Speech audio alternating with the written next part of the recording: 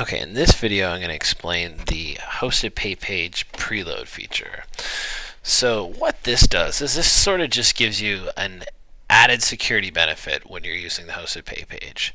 So normally with the hosted pay page, what you would do is you would have a button, and the button would have your account credentials, it would have the amount you're going to charge, and you just display it on the screen. The user pushes it, they don't mess with the data at all, and then they get forwarded to a Moneris web page.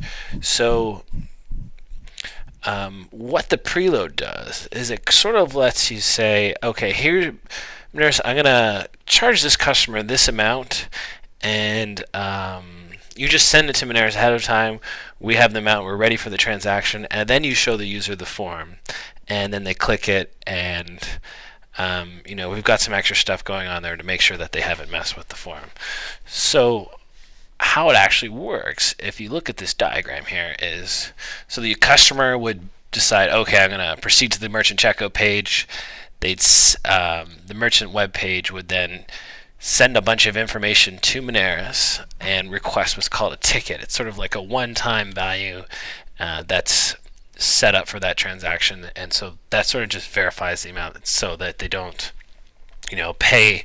Instead of paying like $1,000 for an item, they end up, changing that with some kind of, with Firebug or something, so that it says, that they paid $1. They paid $1, and it looks like they paid $1,000, just to prevent that kind of stuff, that kind of spoofing attack.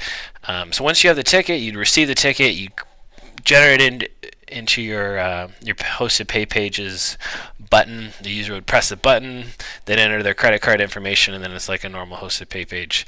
They submit the information, goes to the bank, they approve or decline it. You get the response back, generate the receipt page, view the receipt page, done, store the result. Just like a normal hosted pay page.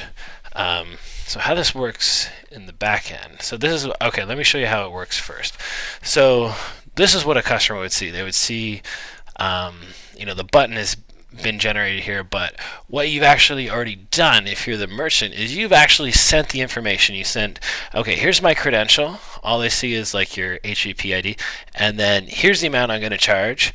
Give me that ticket, and then behind the scenes here, you'll be able to see like the ticket. So if I, just view the source here, I can see that one of the fields is a ticket. See, there, I've got a ticket from Moneris. So when I'm generating the page, I want to make sure I include that ticket. So if you look at the code that actually makes this page, so this is the actual code. So, there's a lot of stuff here. It might look a little intimidating, but it's pretty simple. So what you would do is like you say, okay, here's what I'm going to send to Moneris. These are all, this is basically just, my account, my key, the amount I'm going to charge, and then just, this is going to be a preload transaction. That's what that is.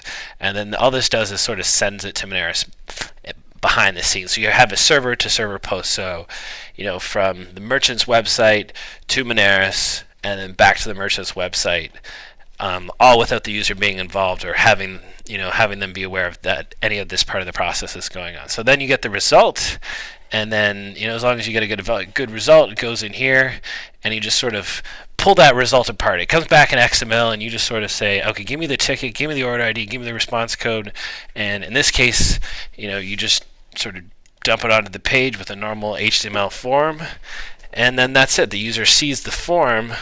They're going to see they're not going to see the HTML version because the browser is going to interpret it, but what they're going to basically see is a button. In this case, I also sort of just print the information on the screen just so that it's it's there for clarity. And then once you, so here's how you would do the checkout. So it looks exactly the same as a normal process. So if I click Proceed to Secure Page, I'm on, so I'm just going to use an Amex test credit card number here. So I just, put in my name, put in my card number, put in like a valid date, press Proceed, and then there, I got sent to my custom receipt page. In this case, I've already sent this order ID, so I got a duplicate order ID error, but basically you would get all the correct information here. And all that you do to generate a receipt page is just normal PHP. Just say, okay, give me this file, give me like the cardholder name, give me the order ID, that kind of thing, and then you can just sort of check that the information you got back was correct. And that's pretty much it. That's all there is to the preload feature. It's just another feature that's sort of another way you can make things more secure and, just keep your solution out of scope for PCI compliance.